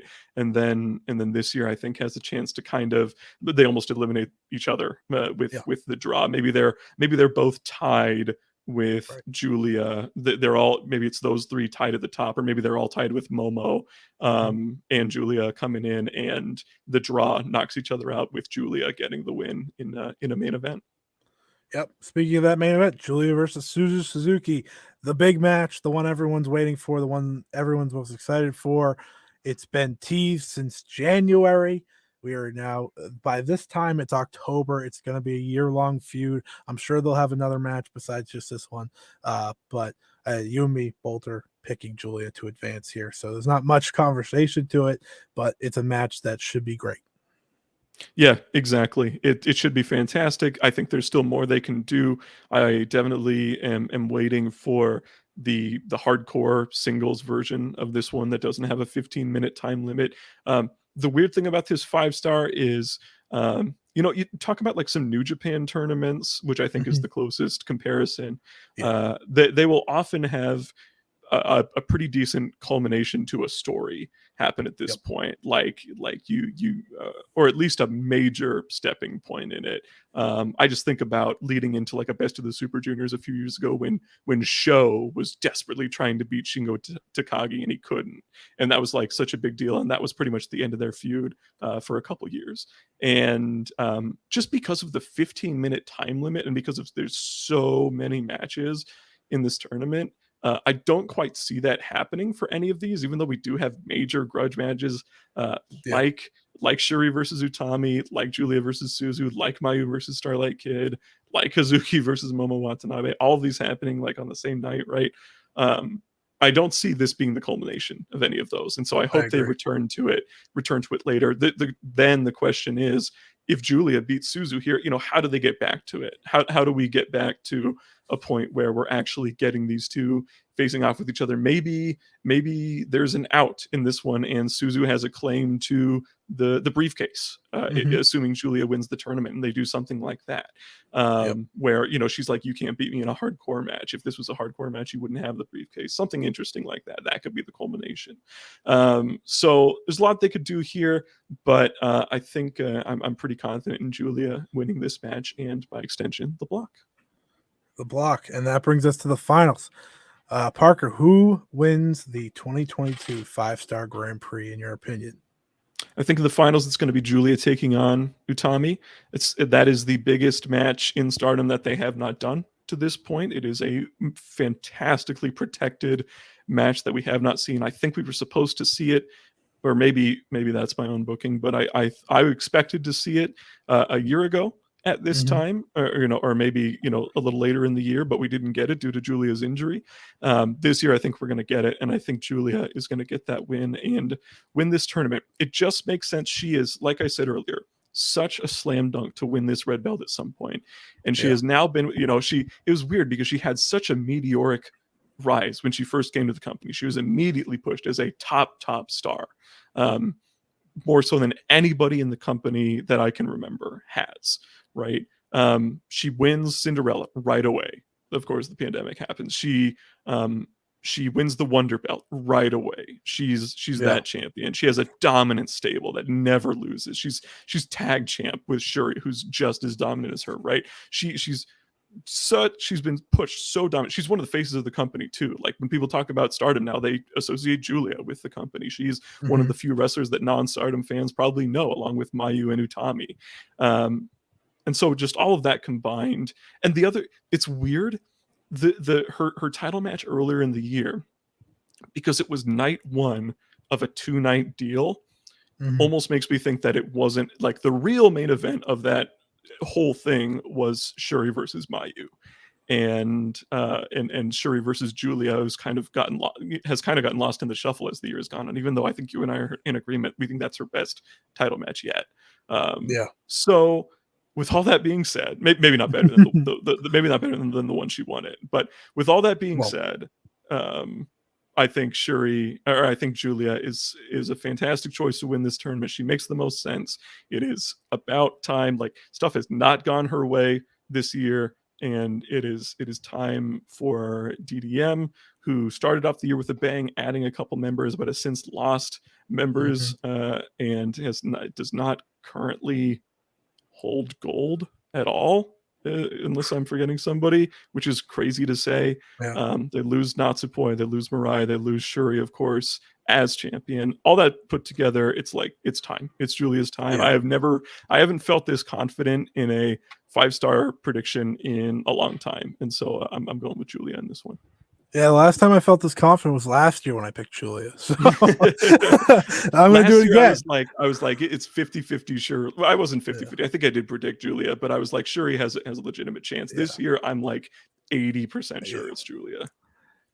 Julia is someone that, like, she is destined for that title. But I think, personally, I've been waiting for her to win that title. It's just like, it's been the waiting game without like hurting Stardom in any way, because it hasn't made anything predictable, because Shuri's champion, understandably. Like when we thought at one time she was going to beat Utami, Julia that is, then maybe it did, but we've seen it change. They've moved on. They've told different stories. That Shuri Utami thing just had a life of its own. It wasn't. I still don't think it was supposed to be that way, but that story was so natural and so great that they kind of walked into it with that happening, and then Julia getting hurt. So it's like, okay, well, we can definitely do this now. If they weren't doing it before, I still think Julia was supposed to win. But you bring up that point. DDM is falling apart. They are falling apart at the seams. They have lost member after member after member. God's Eye has went on to be their own thing. Shuri left them. Mirai left. Natsupoi's gone. They are on the brink of just, completely falling apart. Now, how do you bring that all together? You have the leader, the one who has been working her way back to getting that title, win the 5-star Grand Prix, go on to the final show of the year, presumably. I don't know why you wouldn't at this point. I think that's the perfect way to keep doing this, is do that final show. Hopefully they just keep the name of Stardom Dream Kingdom or something. Make that your Wrestle Kingdom. That's something that Stardom, they don't need it, but they should have it. That's just my opinion, because we know it's that year-end show now. That's their biggest show of the year. But Julia is ready. She's been ready for a long time now. When she reappeared in the 5-star last year in the new look, with the the mixture of her GI Joe days and the mixture of her Wonder of Stardom championship run, it's like, this is the time. This is her time. I absolutely think she should go on to win this and win the title. And I know people might be afraid of falling into that trap that companies do fall in, of year-long reign, 5-star winner wins. Mhm. Year-long reign, 5-star winner wins. Because that would be the third year in a row that this happens. But I think if you want to break the mold after this one, great. Maybe Tam Nakano wins that title and she has the belt until the end of the year. I do not know. All I do know is Julia should be winning and ending the year as the World of Stardom champion. So that's where I'm at there. You and me both agree on our favorites. In terms of who represents the Red Stars block, I think I was pretty open about it. I have no clue. Utami makes sense, but I could understand them wanting to protect it. Micah Micah makes sense, kind of like in that Hameka spot a few years ago. Of she's not necessarily going to win, but she's going to give you a great final, and it's a good story. You have DDM versus DDM trying to go against one another. That's obviously a story. The Risa Sarah one, you kind of convinced me that would be really cool. It would be such a good story with the double prominence for Julia that night. There's so many different ways to go here. But in the end, we both picked Julia as our winner. Before we wrap this up, because we've been going for an hour and a half now, thank you for everyone that's been listening. It's very much appreciated, especially those who've been there from the start. That's like crazy. Let's go through these comments real quick, and then we'll finish it up. Alex says Julia does feel like the only option, and I'm with you. Lamora says trust in Parker. Julia wins and finally ascends to the top. Alex added about dang time.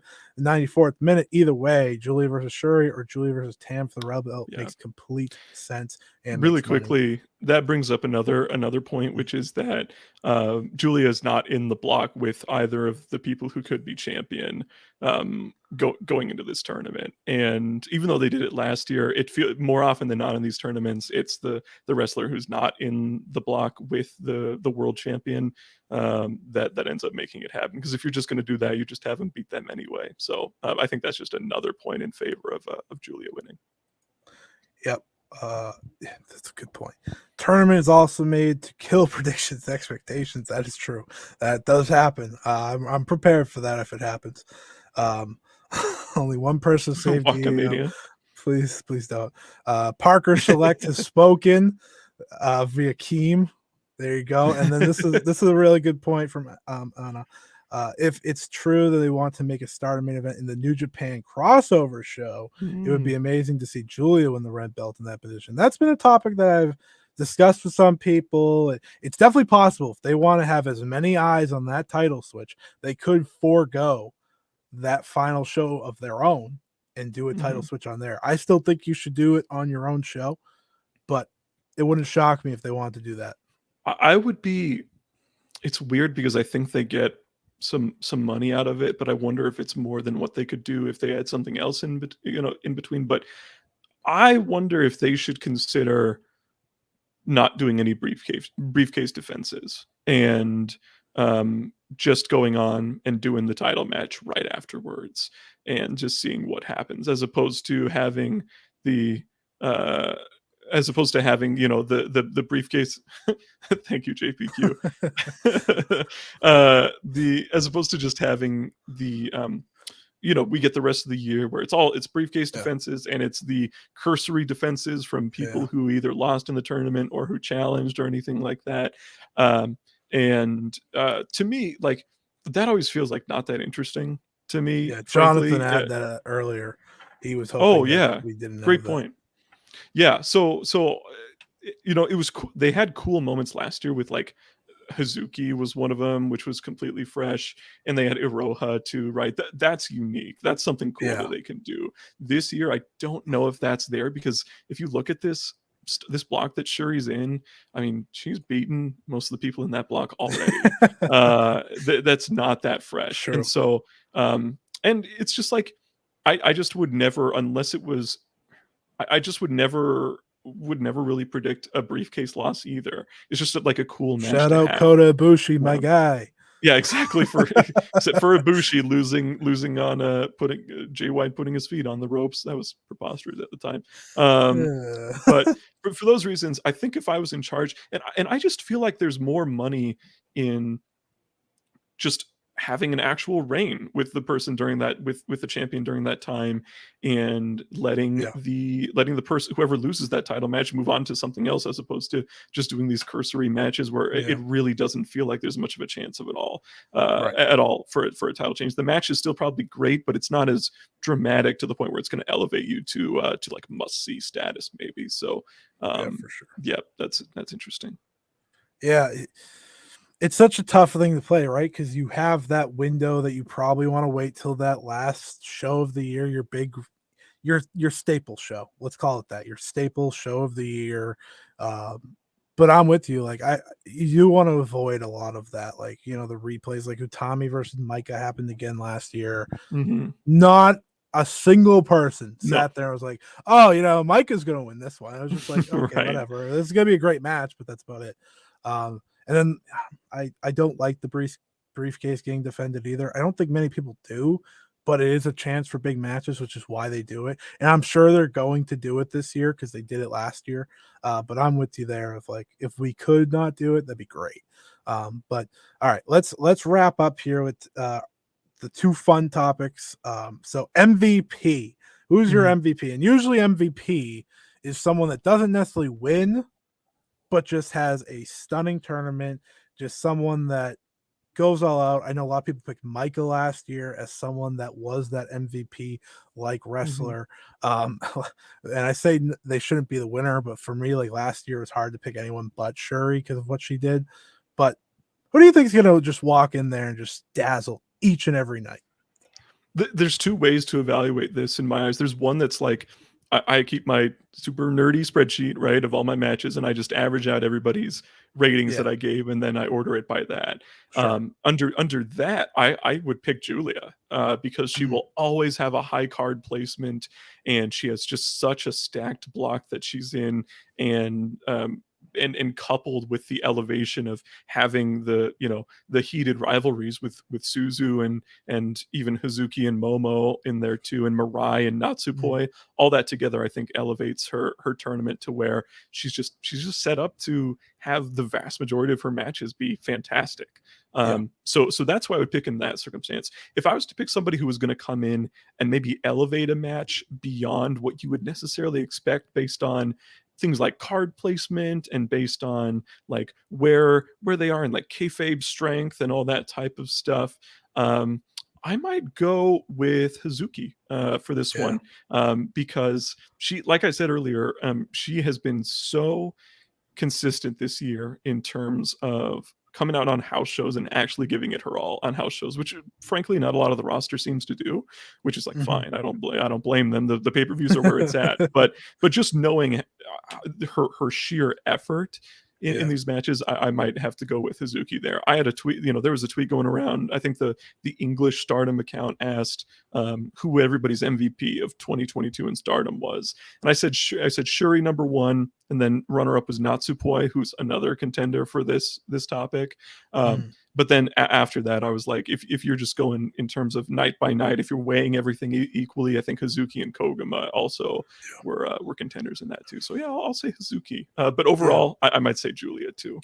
Yeah, on the 5 Star Joshi show at the very beginning of the year when Parker was, you know, busy, not around at the time, I predicted that Hazuki would be like the MVP of Stardom. You know, she wouldn't win any of the top titles.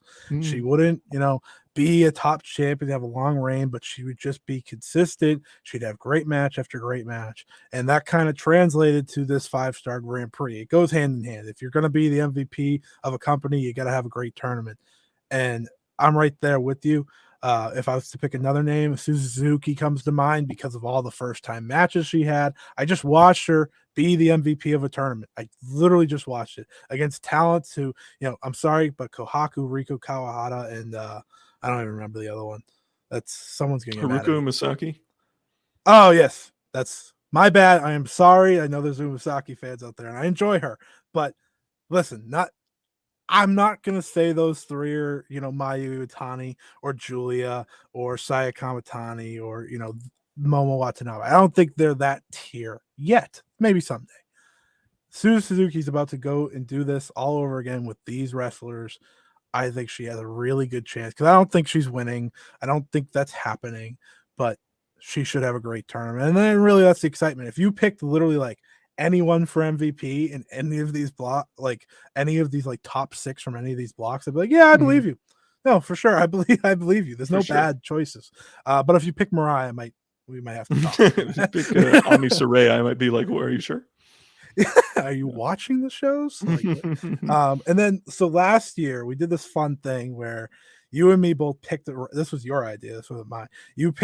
We both picked a wrestler that like they're not gonna win, they're not gonna have a chance on that final night, but we're just gonna cheer them on and we'll see who wins, gets to that point. And you picked, because Saito was hurt, this was the exact like talk. You're like, I picked Koguma, has that same, fire and goes out there and puts it all on. I picked Natsupoi, and they had a match against each other and Koguma won. So tough on me. But like, let's do that again, because that's a fun little game here. Just pick like someone lower that's probably, not gonna win this, but it'll just be fun to go back and forth as we go through the next 3 months of tournaments. Yeah, I seem to be I'm a Stars fan. Stars is my favorite stable in Stardom, so I always kind of go for them if I'm just talking about my favorites.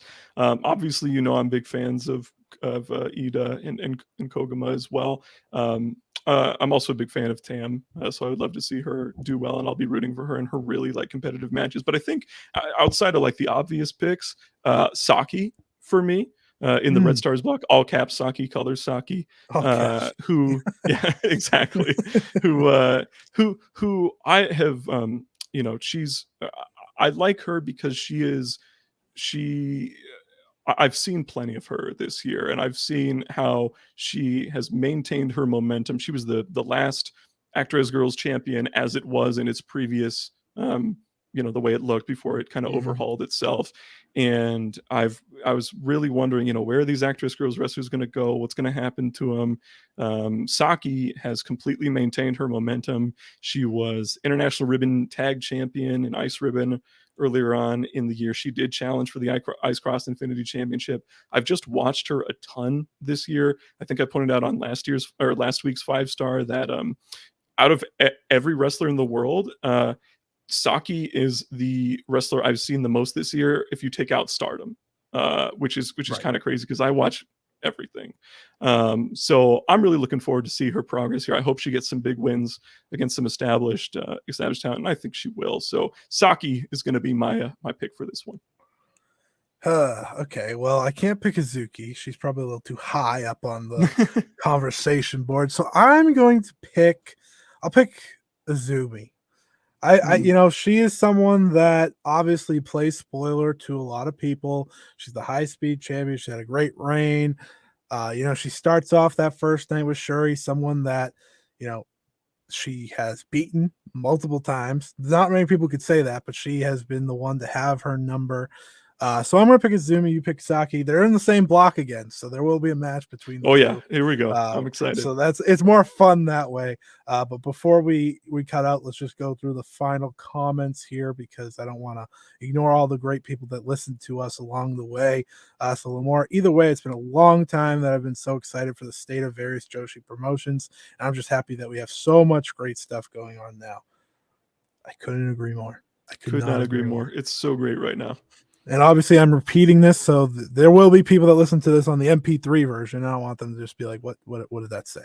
So, just wanted to point that out. You could have Shuri versus Julia at the crossover show, then Tam's last match against Julia at Queendom, if Tam's retiring, of course, which it's going to happen eventually, but I don't know when it's going to happen.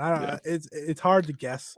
I'll cross that road when I come to it. I'm not ready. Yeah, the Tam road. It's Tam's road, of course. Don't forget. Yeah, walk the road with Tam. Exactly. Yeah. If the final match of the GP isn't Utami versus Julia, they can finally do it at Dream Queendom this year for the title. Oh, if they did follow Parker's idea of just doing the match instead of waiting, yeah, that absolutely would be a smart way to go.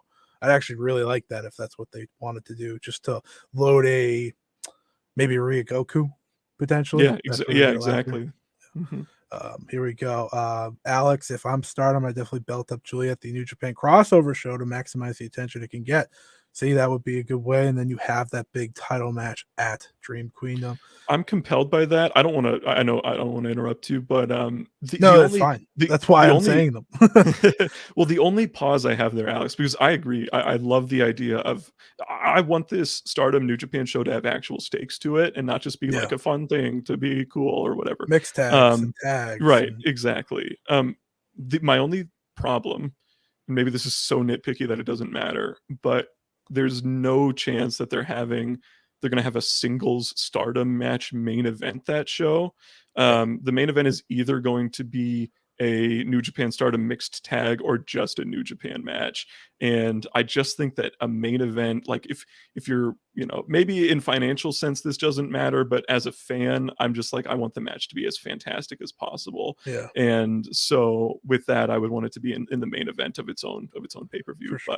But I completely agree with the idea that there should be matches with actual stakes on this New Japan Stardom show. I don't want it to be just an exhibition. It could be Wonder. They could do the Wonder. Absolutely, they could. Wonder in the IWGP US, maybe. Oh yeah, there's so much they could do. Absolutely. And then I think a mixed tag main event's that show. I do too. Yeah, the best way to do a show that's cross like that. I think Tanahashi and Mayu versus Okada and Utami is like slam dunk, nailed it. That's how it is. Absolutely. And then you could just have some random title match and it works perfectly. Alex said Suzu for MVP. Plug Pedro. Suzu for blue, Azumi for red. I think that's with our game that we were playing. Lamora, Suzu's gonna go completely nuts in this tournament. She's crazy enough to not hold anything back. That's true.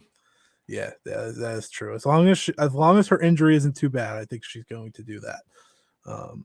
For non-MVP winners, just to add on to his comment earlier, MVP will come from Queen's Quest. Ooh, there you go. I like that. I mean that includes Tommy's side. It's hard to go against it. I won't disagree. Alex back on his comment. She didn't hold back and catch the wave, so she won't hold back here. That's true. If you're not holding back and catch the wave, you're not holding back in the bigger tournament. No offense to wave. That's a good point. Dylan, very, very on brand. Appreciate it. So he's gonna be a lot of Azumi love. Una's the same way here. We got more. That's how you say it. You got Azumi love again. Master how to make amazing matches under 15 minutes. She's going to kill it. This is her specialty for sure. So I wouldn't be shocked. Jonathan, going to pop into meeting at work. So I'll catch the rest of the show later. Thanks, fellas. It's been a great show. Appreciate it, Jonathan. You're one of the you're one of the best. One of the best. We appreciate the love. All caps when you say her name. Saki. That's right. It's like MF Doom. Yeah. That final Stardom pay-per-view of the year is going to be goated with the reported international talent that might. Well, hold on. This is a talking point. It will not be goated if Britt Baker's there. I'm sorry, but that's just me being a jokester. I mean, it should be great. It should be great. Dylan, I can see them running the G1 winner and the 5-star winner versus the champs. Oh, that's an interesting thought. I didn't think of it. Like Jay White and Shuri against Julia and like Okada or something like that, or Naito. Julia and Naito is a team that makes sense. I've said Julia is practically Naito. That would be an interesting one. I like that. JP Saki over Saki, and come what may of the rest. Get out of here. All caps, Saki. If the plan is Kairi to beat Saya, that should be the Stardom main at the crossover, but that would be dragging that out a lot. That's also true. But it's an interesting thought. That shows in November. I have no idea when this Kairi stuff's going to happen. We're just guessing by the day. Like they just announced that tag match for that opening 5-star show, so we really don't know. And then final one from Keeb. Weird question, but do you see an immediate defection from a faction after the pre ends? I think this, yeah. Oh, and the potential events that occur during it. Yeah, I think this is an interesting way to sort of close it out. There are definitely 2 matches on that final show that feel primed for that happening. Yeah. One in either, actually, one in either block, and that would be Micah versus Himeka. They're so closely associated, but it could be to the point where maybe Stardom's like they're getting a little stale in their current positions and they want to freshen them up, try something new with them in a different spot. I don't really know where they would go. either of them. You could see one of them go to God's Eye too, because I think Micah in particular has been like pretty closely associated with Shuri throughout their time in Stardom. So that could be interesting. I wouldn't predict that to happen. The one that seems more likely to me is Natsupoi versus Mina Shirakawa on that final night, where Shirakawa has definitely been not necessarily demoted, or maybe she hasn't been elevated. Clearly, she had that Wonder title match late last year, and she had that Wonder title match late last year, and since then she had a tag title match with Unagi. She showed up in Diana. That's like it's really not been much that's happened for Mina this year. She had an annoying YouTube video. That's like it. So it doesn't exist. Right? Yeah. I'm sorry. This was not the time. But yeah. So I could see that happening. A few people seem to think that we're going to get some Cosmic Angels turn sometime in the future, because their stable is so big at this point now. Yeah. And between Natsupoi coming in, Unagi and Mina kind of being demoted, and Waka just never winning, like it feels like that could happen sometime soon. So I'm not going to predict it to happen, because it's hard to just nail a prediction on when that's going to happen. But it wouldn't shock me to see Mina turn on Cosmic Angels on that show. Yeah, I want to point out that Dylan said this like 30 minutes ago, and he was just pushing it like big time, back-to-back cons. And then we had the Stardom Quest fight, and Alex telling him to stop, and Dylan Stardom just Quest goes, in our comments going crazy. Fantastic. It's fair. We got Dylan hooting and hollering as we speak. Parker agreed, of course, here, and then Lamora finished off with, Scott, you're lying if you say you don't want Britt to shoot against the Stardom wrestlers and pros. So she's gonna bring up Yuka Sakazaki. No, that's yeah, sure. But yeah, back to that question, which I thought was a really good question to end on. I definitely see that Natsupoi Mina match. I think Dylan has a point. Do I know where Mina goes? I think Dylan's been pushing like Mina goes to God's Eye. I think that would not make the most sense if Mina was to go there, but they obviously need members. So there's a thing to play there. But I also think Waka is getting kicked out soon.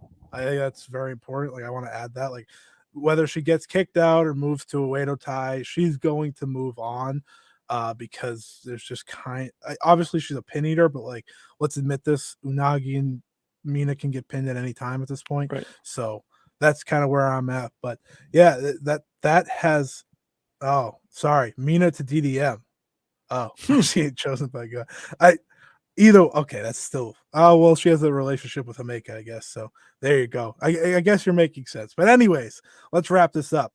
Parker, any final thoughts as we close out right before 2 hours?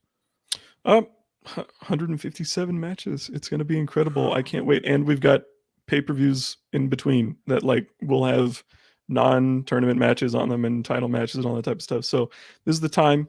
Get into Stardom. It's super easy to get into. The stables are disparate. They make sense. All that type of stuff. I can't wait. It's going to be awesome. This is seriously the most high profile Joshi tournament probably of the 21st century. And so, just saying something along those lines just is an indication of how big this tournament is. This definitely feels like 2016, 2017 New Japan to me, where we're on the verge of seeing a company explode in popularity and continue its meteoric rise. And now's the perfect time to jump in. So I can't wait. I could say it better myself.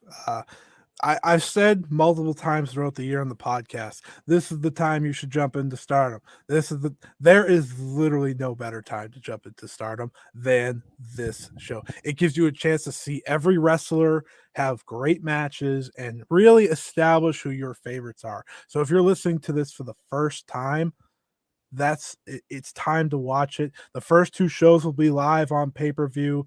And then after that, they just have shows at Korakuen Hall. And listen, Stardom's a promotion that if they're at a big venue like Korakuen Hall, they are going all out every single time, which is very important because I know some people, you watch other Korakuen shows, and a lot of times Korakuen shows can be big deals for other promotions, but New Japan, they're kind of like in that spot where Corkin's like just another show, obviously, Mhm. because they've been around and they've been doing this for so long and being so successful. So for me, that's kind of where I want to point that out. There are going to be a lot of Corkin Hall shows that have stacked cards that you're going to want to check out. And that final night has a chance to be a show of the year contender before it even happens. That's how confident I am that it will be great. So thank you for listening for the past, nearly 2 hours. Me and Parker really do appreciate it. This has been a blast. First time ever we came on here Mhm. live to talk Joshi. This was our episode for the week. So when we come back, Thank you, everybody. next week, we will be talking the Stardom Showcase Volume 1 and Midsummer Champions 2022 in Nagoya. And we'll also have a recap of the first and second rounds of the TJPW Tokyo Princess Cup. You won't want to miss those. I promise you that. And there's probably a lot more. Oh, and Ice Ribbon has a big show with Hikaru Shida is going to be on, which we'll preview as well. There's so much coming next week, but We'll probably review Catch the Wave finals as well. Yeah, and we'll probably preview the first 2 shows for the 5-star Grand Prix. Not as in depth. We gave you that now, but anyways, I'm wrapping us up. Thank you for listening. We appreciate your time and have a good one.